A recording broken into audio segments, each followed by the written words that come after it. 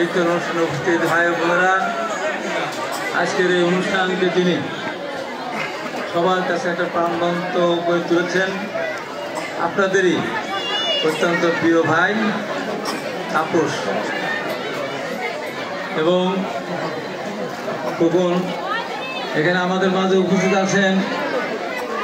ঈশ্বরদেব পৌর বিএনপির সাবেক যুগ্ম সাধারণ সম্পাদক, প্রেস ক্লাবের সাধারণ সম্পাদক, আমাদের অত্যন্ত প্রিয় পাবনা জেলা কমিটির সদস্য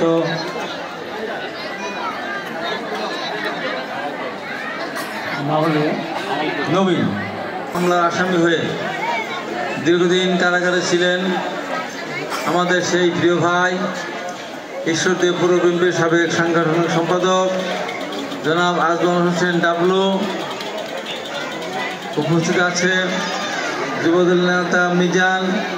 শেষই তখন হয়নি, সেও ৫ বছর কারাগারে কাটিয়ে আসলেন অত্যন্ত ভালো ফটো সাংবাদিক এবং লেখক সেলিম আহমেদ। প্রিয় ভাই, আমাকে এখানে আসার পেছনে উৎসাহ জুগিয়েছে আপনাদের সত্যির এক সন্তান ইমরুল কায়েস সুমন। আওয়াল বারবার আমার সাথে যোগাযোগ করেছে। পরবর্তী সময়ে আমি আসার সিদ্ধান্ত নিতে দেরি হয়েছে, একটু আসবো কি আসবো না, বাসায় অনেক লোকজন। তারপরও আপনাদের অনুষ্ঠানে আমি এসেছি। আপনাদের মনে আছে গত পূজার সময় ঈশ্বরদী আটঘরিয়ার মোট ৫৫টি পূজা মণ্ডপ ছিল, মানে মন্দির। আমি ৫৩টাতে গিয়েছি ৩ দিনব্যাপী। ওই দিনও বেলা ১২টা পর্যন্ত গিয়েছি। আমাদের নেতা, দলের ভারপ্রাপ্ত চেয়ারম্যান জনাব তারেক রহমানের পক্ষ থেকে আপনাদেরকে একটা শুভেচ্ছা আমি দিয়ে গিয়েছিলাম এবং ২টি জায়গায় আমি যেতে না পারলেও তারা সেখানে এসেছিলেন, তাদের মাধ্যমে সেই শুভেচ্ছা খামটি দিয়েছিলাম। আমরা মনে করি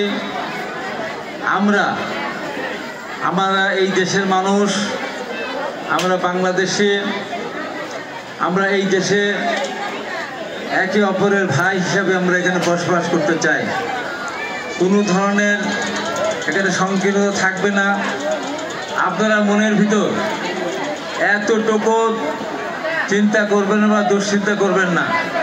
আমরা বাংলাদেশের বিএনপি পরিবার, বাংলাদেশ জাতীয় দলের পক্ষ থেকে, দেশনেত্রী বেগম খালেদা জিয়া জনাব তারেক রহমানের পক্ষ থেকে এবং ঈশ্বরদের আমাদের বিএনপি পরিবার, ছাত্রদল, যুবদল, অঙ্গ সংগঠন সবার পক্ষ থেকে আপনার কাছে এই আশ্বস্ত করতে চাই, আপনাদের দিকে কেউ আঙ্গুল তুলে তাকাতে পারবে না। এখানে প্রশাসনের ভাইরা আছেন, অত্যন্ত পরিশ্রম করেছেন।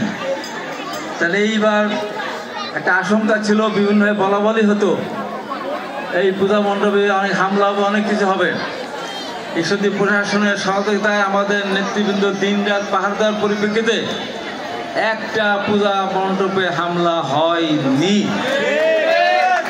আমাদের দলের পক্ষ থেকে আমি যদি পারমান বলে দিয়েছিলেন জেলাতে মিটিং করবেন, উপজেলা পরিষদ মিটিং করবেন, তাদেরকে বলবেন ইউনিয়ন এবং ওয়ার্ডে মিটিং। পূজার সময় যার যার এলাকার শেষে মন্দির এবং আপনার পূজা মণ্ডপ পাহারা দিবে। যদি কারুর বাড়ির কাছে কোনো পূজা মণ্ডপ বা মন্দিরে হামলা হয়, তাকে বিএনপি করতে দেওয়া হবে না। যে কারণে সবাই দিনরাত পাহারা দিয়ে সেই সময় মণ্ডপকে রক্ষা করেছিলেন।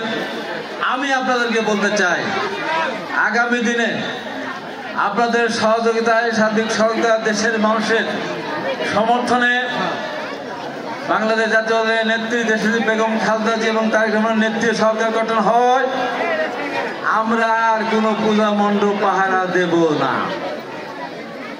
আপনাদের দিকে কেউ তাকাবে কিনা তাও জানি না, তবে কেন পাহারা দেব না বলতে চাচ্ছে যে আমরা রাষ্ট্রের ক্ষমতায় গেলে এমন নির্দেশ দিয়ে দিব, যদি আমার হিন্দু সম্পদের উপর কেউ আঘাত আনে, আঙ্গুল তুলে আঙ্গুল কেটে দেবো, হাত দিলে হাত ভেঙে দেবো। যে কারণে পাহারা দেওয়া লাগবে না। ভয়ে কেন পাহারা দিবেন? আপনারা পূজা নির্বিঘ্ন করবেন, আবার পূজা শেষ হয়ে যাবে, রাত্রে বাসায় ফিরে যাবে।